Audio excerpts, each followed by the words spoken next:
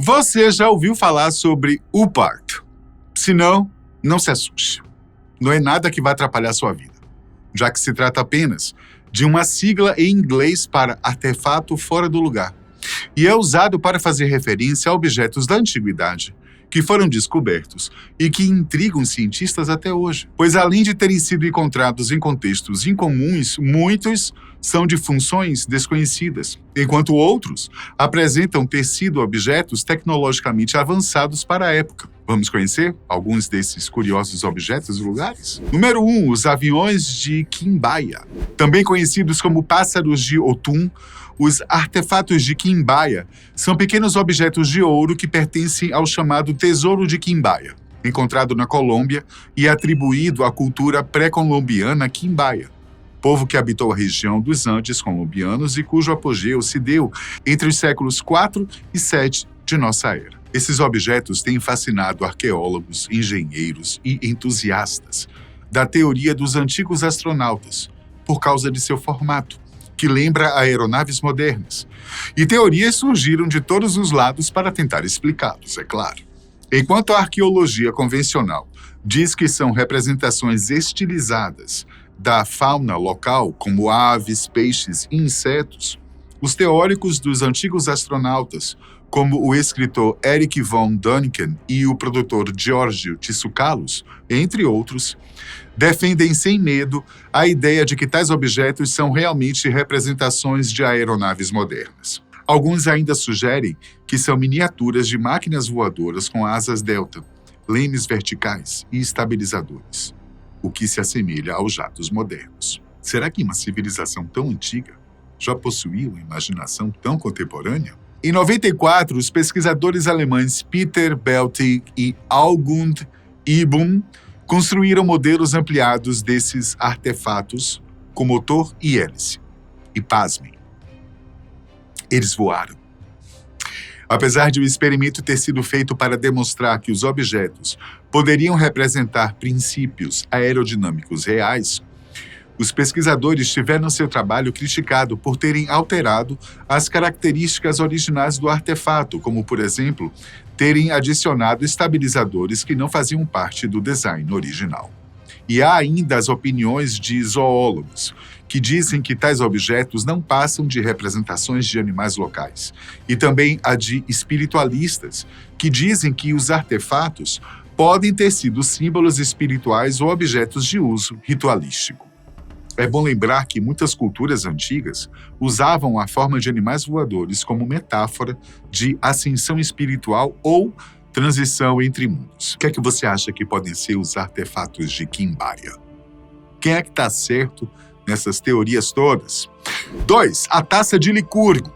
Você acredita que algo descoberto recentemente pode ter sido empregado há 1.600 anos? Eu estou falando da nanotecnologia. E esta parece estar presente justamente em um objeto com esta idade. Uma taça romana intrigante, que até muda de cor.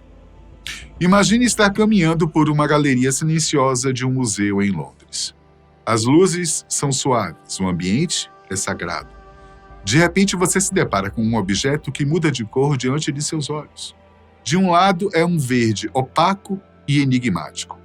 Mas quando a luz o atravessa, a cor muda para um vermelho rubi flamejante, que fará você se lembrar de um pôr do sol de outono. E esse objeto, por incrível que pareça, existe. A taça de Licurgo é datada do século IV d.C., uma peça rara de vidro romano, criada com uma técnica chamada vidro dicróico, capaz de exibir cores diferentes de acordo com a luz. Mas isso não é o mais impressionante neste objeto. Em 1990, cientistas do British Museum e do Laboratório Nacional de Física do Reino Unido fizeram uma descoberta chocante. A cor mutável da taça é causada por partículas minúsculas de ouro e prata dispersas no vidro, em tamanhos tão pequenos, cerca de 50 bilionésimos de metro, que operam em nível nanotecnológico. Nanopartículas manipuladas, acidentalmente ou não, por artesãos que viveram mais de 1.600 anos atrás. Mas será que a nanotecnologia foi empregada há tanto tempo assim antes mesmo de nossa atual tecnologia saber como e por que usá-la. A ciência moderna chama isso de efeito plasmônico, no qual as nanopartículas metálicas reagem com a luz de forma que alteram a cor do material dependendo do ângulo da iluminação. Mas aqui está o X da questão. Como é que os romanos sabiam fazer isso? Sorte? Intuição? Ou a prática da repetição ao longo dos séculos? A taça de Licurgo já foi citada por teóricos de todos os campos. Historiadores a consideram um ápice da arte romana e cientistas a usam como exemplo de precursor não intencional da nanotecnologia.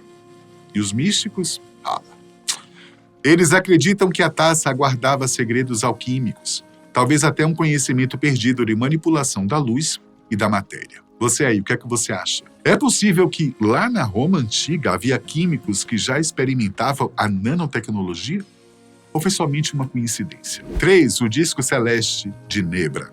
Visualmente, o disco de Nebra é uma placa em bronze com detalhes feitos em ouro, originário da Idade do Bronze, na qual se acredita estarem representados fenômenos astronômicos e símbolos religiosos.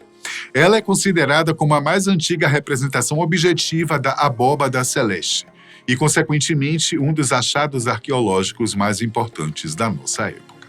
O disco celeste de Nebra é de uma época em que os tribais se movimentavam por meio de florestas densas, campos sagrados e um céu repleto de deuses. Eu estou falando de cerca de 3.600 anos atrás, em algum lugar no centro da Europa, onde o disco foi descoberto. Em 1999, 2 caçadores de tesouros clandestinos, usando detectores de metal, desenterraram um disco perto da pequena cidade de Nebra, na Alemanha.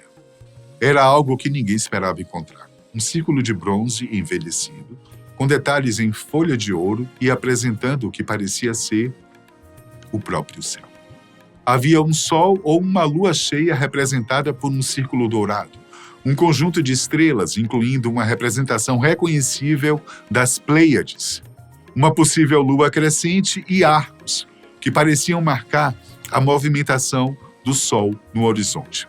Mas por que este seria também um artefato que não deveria existir, ou que existiu em uma época aquém do que deveria ser? O disco é datado da Idade do Bronze, ok? Cerca de 1.600 anos antes de Cristo.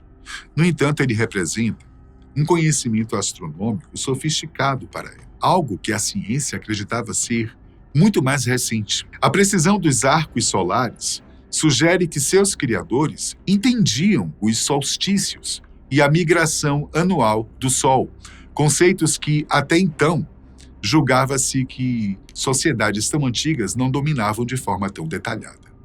Quem fez o disco? E para quê? As possibilidades são variadas. Poderia ser um instrumento astronômico usado para alinhar cerimônias religiosas com os solstícios? Talvez. Poderia também tratar-se de um objeto ritualístico, uma representação sagrada do cosmos, talvez usado em rituais de fertilidade ou iniciações espirituais?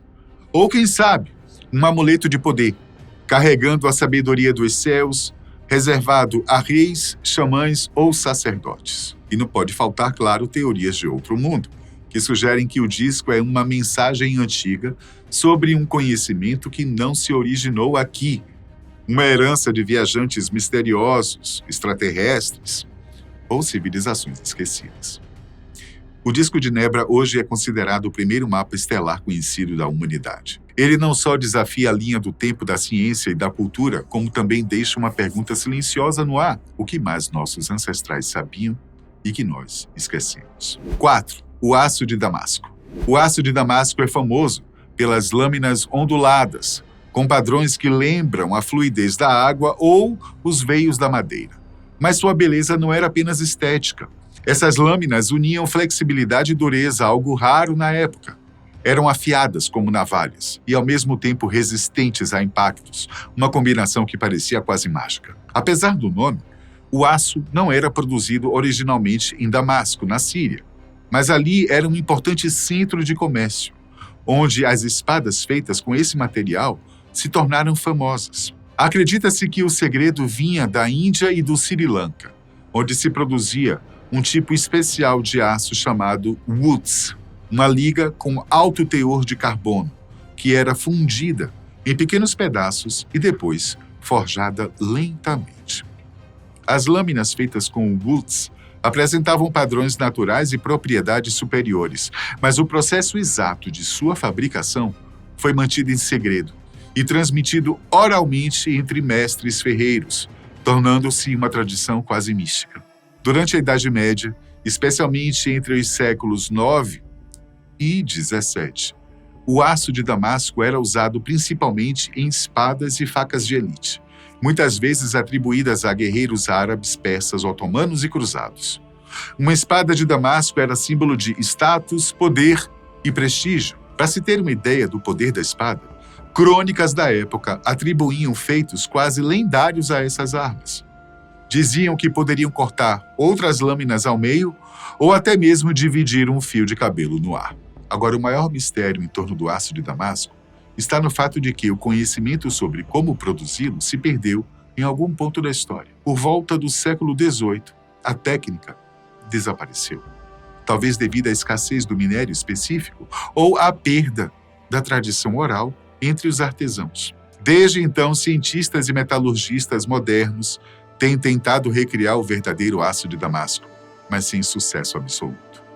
Muitas lâminas contemporâneas, chamadas de Damasco, usam técnicas modernas de soldagem e forjamento por padrão, que imitam a aparência original, mas não reproduzem as propriedades exatas do antigo Woods. Como explicar isso?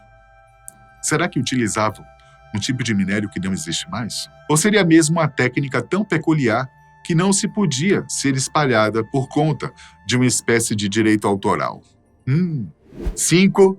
O mecanismo de anti-cítera. Você é um mergulhador profissional, ok? Imagine descobrir, entre os restos de um antigo naufrágio, uma máquina feita há mais de 2.000 anos, repleta de engrenagens minuciosas, capaz de prever eclipses e movimentos planetários com precisão impressionante. Isso não é ficção científica, não. É o enigma real do mecanismo de anti-cítera. Descoberto em 1901 por mergulhadores gregos perto da ilha de Anticítera, no mar Egeu, o mecanismo parecia à primeira vista apenas um bloco de bronze corroído. Mas à medida que arqueólogos e cientistas começaram a estudá-lo, perceberam que estavam diante de algo único na história da humanidade. Trata-se de um complexo sistema de engrenagens. São mais de 30 rodas interligadas, contido em uma caixa do tamanho de uma pequena mala. Seu propósito? Modelar o movimento do Sol, da Lua, dos planetas conhecidos na época, no caso, Marte, Vênus e Júpiter, além de prever eclipses e até indicar os ciclos olímpicos. Com certeza, uma máquina fora de seu tempo. Um verdadeiro UPART. O mecanismo de anti-cítera é datado de cerca de 150 a.C., no período helenístico. Para muitos estudiosos, ele representa uma tecnologia que não deveria existir naquele tempo. As engrenagens de precisão, com dentes finamente moldados e movimentos sincronizados, só voltariam a aparecer na Europa mais de 1.000 anos depois, durante o Renascimento. E isso levanta, claro, uma pergunta inquietante. Como é que os antigos gregos conseguiram desenvolver uma máquina tão avançada? Teria sido uma obra isolada de um gênio desconhecido? Ou haveria toda uma tradição tecnológica perdida na história? Teria sido o primeiro computador da humanidade? Se aceitarmos a definição de computador como uma máquina capaz de calcular, modelar e apresentar dados complexos de forma mecânica, então sim. O mecanismo de anti-cítera pode ser considerado o primeiro computador analógico da história. Ele não era programável, como os computadores modernos, mas realizava cálculos astronômicos de forma automática, a partir do giro de uma manivela, ou talvez pelo movimento da água ou da maré. Era, em essência, um simulador do cosmos. Enquanto arqueólogos continuam explorando os segredos do naufrágio onde a máquina foi encontrada, o mecanismo de anti-cítera permanece como uma ponte entre o mito e a ciência, desafiando o que pensamos, desafiando o que pensamos sobre o passado. Você aí nos comentários, qual desses objetos mais desafiam a lógica convencional? Até a próxima.